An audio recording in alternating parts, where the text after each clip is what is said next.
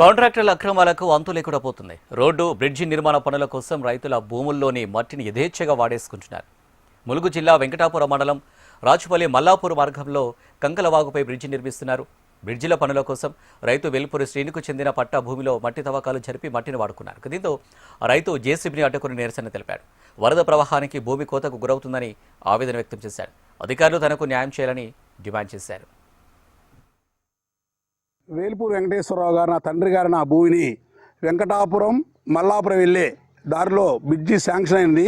ఆ బ్రిడ్జి కడుతున్నందుకు మట్టిని బయట తెచ్చుకొని వాళ్ళు వాడుకునే మట్టిని నా సొంత భూమిలో నుంచి ఇప్పటికి అరెకరం మట్టి కాలువలు తవ్వి నా భూమి పాడు చేశారు.